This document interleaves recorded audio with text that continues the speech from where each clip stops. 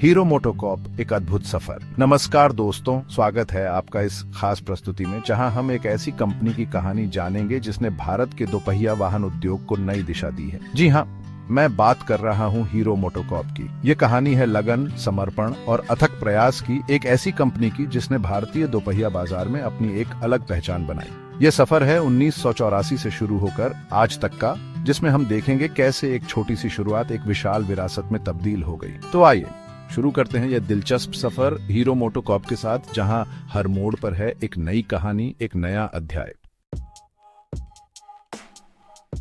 1984 एक नई शुरुआत। साल था 1984, जब भारत में एक नई क्रांति का सूत्रपात हुआ।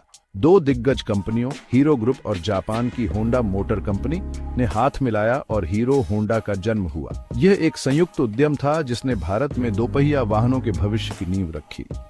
देश में उस समय तकनीकी उन्नति की कमी थी और विश्वसनीय और किफायती वाहनों की मांग बढ़ती जा रही थी। हीरो होंडा ने इसी मांग को पूरा करने का बीड़ा उठाया। 1985 CD100 एक आइकॉन का जन्म। साल 1985 में हीरो होंडा ने अपनी पहली मोटरसाइकिल CD100 भारतीय बाजार में उतारी।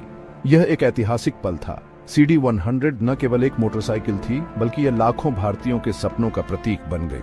इसकी ईंधन दक्षता, बेहतरीन माइलेज और किफायती कीमत ने इसे आम आदमी की पहली पसंद बना दिया।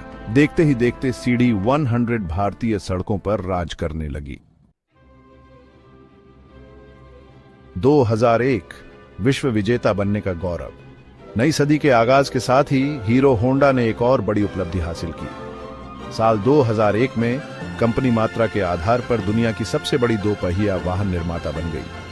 ये उपलब्धि हीरो होंडा की कड़ी मेहनत, ग्राहकों के प्रति समर्पण और उत्कृष्ट उत्पादों का प्रमाण थी। साल 2011 में हीरो ग्रुप और होंडा मोटर कंपनी ने अपने संयुक्त उद्यम को समाप्त करने का फैसला किया। इसके बाद हीरो होंडा हीरो मोटोकॉर्प के रूप में उभरी। यह एक महत्वपूर्ण मोड़ था कंपनी के इतिहास में। अपनी नई पहचान के साथ हीरो मोटोकॉर्प ने नए जोश और नए लक्ष्यों के साथ आगे बढ़ने का संकल्प लिया। चैप्टर 5 2014 नवाचार की राह पर। स्प्लेंडर आई स्मार्ट निरंतर नवाचार हीरो मोटोकॉर्प की सफलता का मूल मंत्र रहा है। साल 2014 में कंपनी ने स्प्लेंडर आई स्मार्ट लॉन्च की, जो स्टार्ट स्टॉप सिस्टम से लैस भारत की पहली मोटरसाइकिल थी। इस तकनीक ने ईंधन दक्षता को और भी बेहतर बनाया, जिससे स्प्लेंडर आई स्मार्ट ग्राहकों के बीच बेहद लोकप्रिय हुई। चैप्टर 6 2016 प्रीमियम सेगमेंट में प्रवेश। एक्सट्रीम 200R हीरो मोटोकॉर्प ने हमेशा बदलते बाजार की नब्ज को पहचाना है। साल 2016 में कंपनी ने प्रीमियम मोटरसाइकिल सेगमेंट में कदम रखा और एक्सट्रीम 200R लॉन्च की।